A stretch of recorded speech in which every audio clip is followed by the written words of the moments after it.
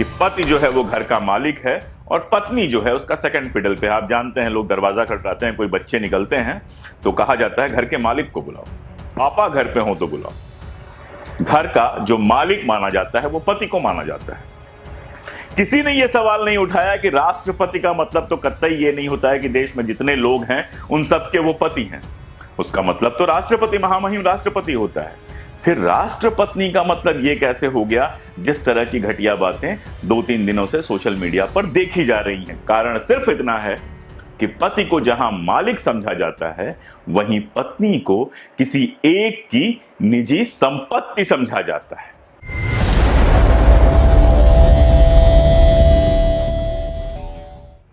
नमस्कार, politics India पर अपने शो द अनफोल्डिंग हिस्ट्री कि आज के कस्ट में हम बात करेंगे पति, पत्नी और राष्ट्र।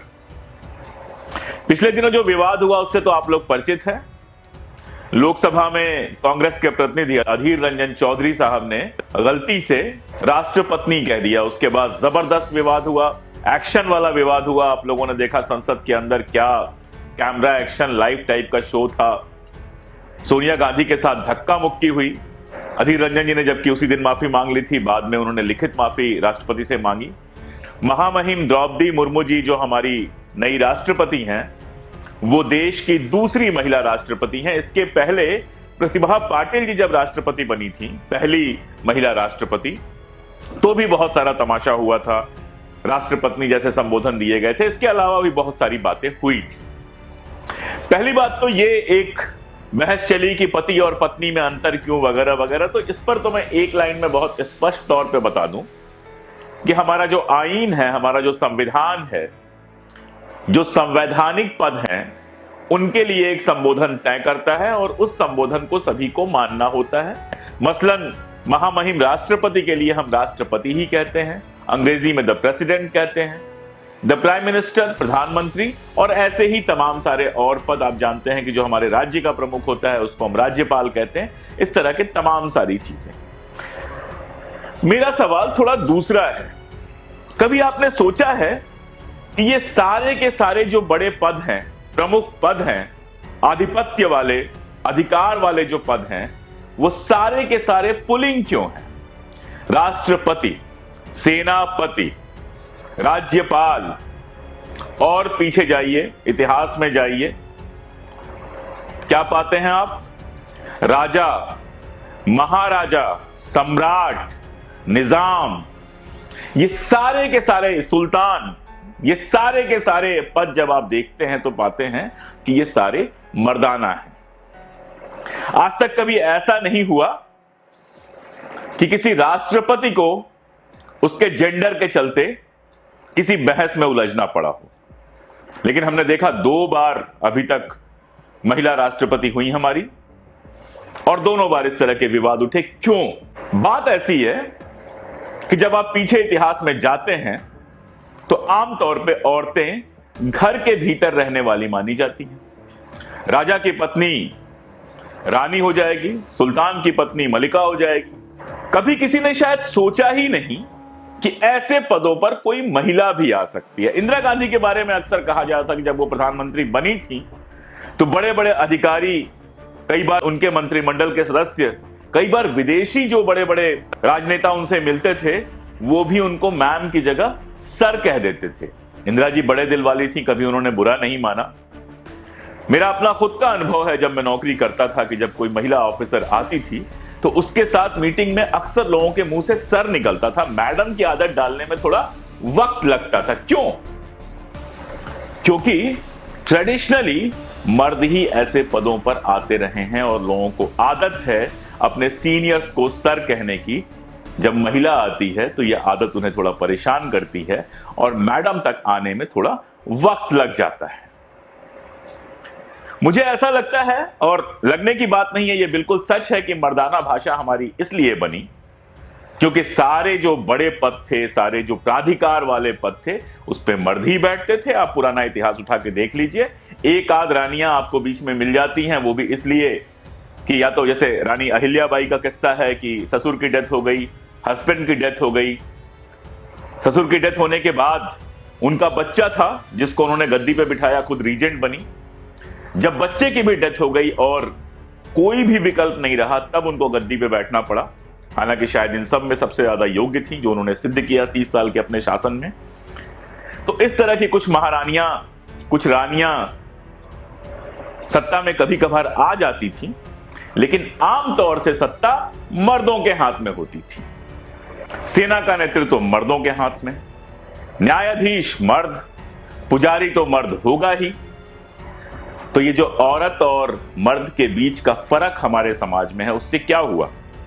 जो बड़ा होगा वो पहाड़, जो छोटा होगा वो पहाड़ी, जो बड़ा होगा मोटी होगी वो पुस्तक, जो पतली सी होगी वो पुस्तिका। यानी जो कुछ बड़ा है, जो कुछ प्रमुख है, वो सब आपने मर्द के नाम कर दिया, और जो छोटा है उसको आपने औरत के नाम कर दिया। दरअसल ये जो मर्दाना भाषा है, जिसमें प्रेसिडेंट का अनुवाद हम राष्ट्रपति करते हैं, ये मर्दाना भाषा एक समस्या का सबब है। कई लोगों ने कहा कि राष्ट्रपति में जो पति लगा है उसका शौहर या हस्बैंड से कोई लेना देना नहीं है। कोई इतना मूर्ख नहीं है जो ये समझे कि उसका शौहर या हस्बैंड से लेना देना है।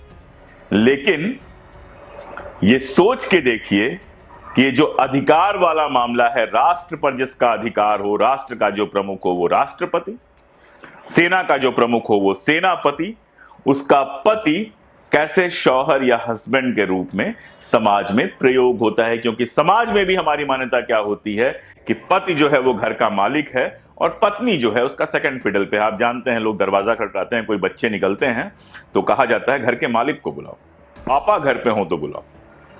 घर का जो मालिक माना जाता है वो पति को माना जाता है। किसी ने यह सवाल नहीं उठाया कि राष्ट्रपति का मतलब तो कतई ये नहीं होता है कि देश में जितने लोग हैं उन सबके वो पति हैं। उसका मतलब तो राष्ट्रपति, महामहिम राष्ट्रपति होता है।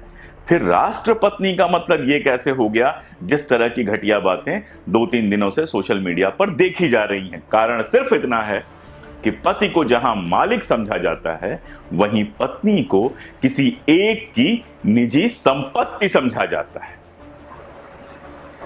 तो इतिहास का वो दौर आप जानते हैं, एक जमाने में कांग्रेस का अध्यक्ष जो हुआ करता था आजादी के पहले, उसको भी राष्ट्रपति कहा जाता था। तो ये जो पूरा का पूरा दौर था, जिस दौर में ये कल्पना करना ही मुश्किल था कि औरतें कभी ऐसे पदों पर पहुंच सकती हैं, जिस दौर में मान लिया जाता था कि सारे बड़े पदों पर मर्द ही पहुंचेंगे, उस दौर में जो भाषा बनी वो भाषा भी मर्दाना भाषा बनी, जिसकी मैंने बात की, जिसमें जो औरताना शब्द थे या कहें कि स्त्रीलिंगी शब्द थे उनको छोटा बनाया गया, जो पुल्लिंग शब्द थे उनको बड़ा बनाया गया। लेकिन हुआ क्या? हिंदुस्तान में आजादी के बाद और आजादी के पहले से भी और दुनिया भर में औरतों ने अपने मकाम बनाए। जब उन्हें अधिकार दिया गया पढ़ने का, जब उन्हें अधिकार दिया गया वोट देने का, अधिकार दिया क्या गया? जब उन्होंने लड़कर यह सारा अधिकार अपने लिए हासिल किया तो खरामा खरामा प्रोग्रेस करते हुए वो उन जगहों पे पहुंची जहां पे मर्द पहले से काबिज थे। लेकिन मर्दाना भाषा और मर्दाना समाज जो था, उसने उनको परेशान करने की, उनको बेइज्जत करने की हर चंद कोशिश की। समाज बदला तो आज औरतें नौकरी कर रही हैं, औरतें पढ़ाई कर रही हैं, औरतें शानदार जगहों पे हैं। हमारी महामहिम राष्ट्रपति एक महिला हैं, ढेर सारे मंत्री जो हैं वो महिला हैं, कांग्रेस की भी जो अध्यक्ष हैं श्रीमती सोनिया गांधी वो भी एक महिला हैं।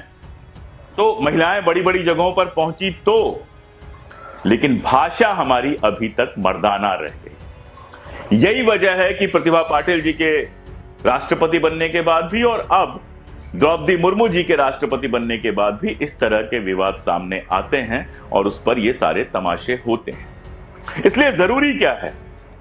जरूरी यह है कि जरा भाषा पर भी गौर किया जाए, जिसे कहते हैं जेंडर न्यूट्रल शब्द, यानी उनका ना कोई पुल्लिंग होगा ना कोई स्त्रीलिंग होगा, वो दोनों के लिए समान रूप से होगा। एक चर्चा आप लोगों ने देखी होगी कि बैट्समैन की जगह बैटर शब्द यूज किया गया।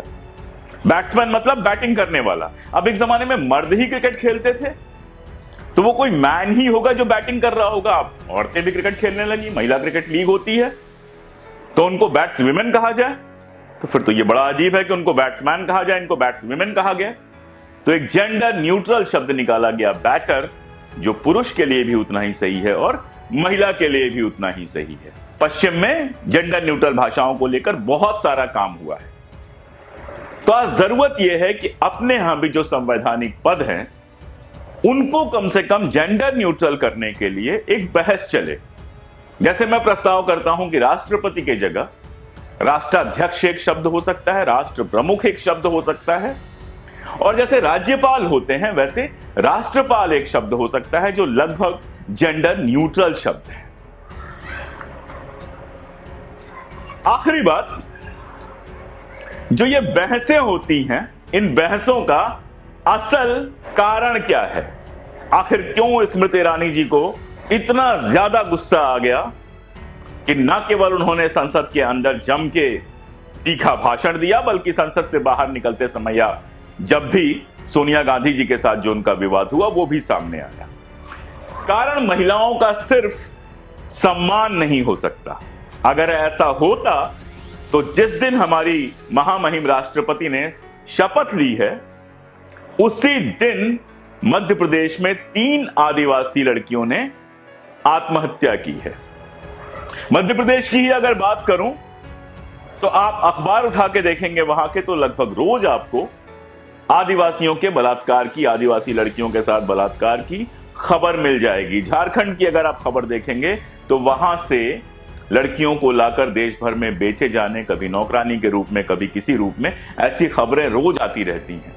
सब छोड़ दीजिए, हाथरस में तो इतनी बड़ी घटना हुई थी, लेकिन उसके बाद भी स्मृति ईरानी जी का कोई बयान सामने नहीं आया था। मेरी जितनी याददाश्त है उसमें आज तक मैंने स्मृति ईरानी जी को कभी भी किसी महिला के मुद्दे पर इतना शोर करते हुए, इतना दुखी होते हुए नहीं देखा। तो बात सिर्फ महिला के अगर अपमान की होती तो जेंडर न्यूट्रल भाषा की बात होती, गंभीर बहस होती लोकसभा में, और शायद हमारे सांसद, हमारे मंत्री बहस के बाद इस निष्कर्ष पे पहुंच पाते कि आज एक बार फिर से भाषा पर गौर किए जाने की जरूरत है और जो संवैधानिक पद हैं उन्हें जेंडर न्यूट्रल किए जाने की जरूरत है। शायद संसद में पड़ा हुआ जो एक बिल है महिला आरक्षण का, उस पर दोबारा बात हो पाती। लेकिन दिक्कत यह है कि जो मूल मुद्दे हैं उन मूल मुद्दों पर बातचीत को भटकाने के लिए या उन मूल मुद्दों पर बातचीत ना हो सके इसलिए लगातार कॉस्मेटिक मुद्दों पर बातचीत होती रहती है। और इन कॉस्मेटिक मुद्दों पर बातचीत जब होती रहती है तो मूल मुद्दे कभी हल नहीं होते हैं। देश में औरतों के सम्मान की बात राष्ट्रपति के सम्मान की बात के बराबर ही है, क्योंकि हमारे संविधान में महामहिम राष्ट्रपति हमारी प्रथम नागरिक हैं, लेकिन साथ साथ हमारा हर नागरिक हमारे लिए महत्वपूर्ण है। तो ये सारा का सारा जो आपने बवाल देखा, ये सारा का सारा जो आपने तमाशा देखा, हम पहले भी कई बार देख चुके हैं। इसका तब तक कोई अर्थ नहीं है जब तक इस पर गंभीर बातचीत विमर्श करके जो संवैधानिक पद हैं कम से कम उनके लिए जेंडर न्यूट्रल शब्दों का निर्माण करें और साथ में देश भर में महिलाओं की स्थिति बेहतर करने के लिए, उनके खिलाफ अपराधों को कम करने के लिए, रोकने के लिए, उस पर सजा निश्चित करने के लिए, सुनिश्चित करने के लिए मिलजुल कर एक अभियान चलाएं ताकि औरतें उन पदों पर पहुंच सकें और लोगों के मुंह से सर की जगह पहले मैडम निकलना शुरू हो जाए। हालांकि कड़वी गोली है, सुनते हुए भी कई लोगों को अजीब लग रहा होगा, लेकिन हाँ, वक्त आ गया है अब जब मर्द और औरतों के बीच के इस फर्क को समाज से भी, जमीन से भी और भाषा से भी दूर करना होगा। शुक्रिया।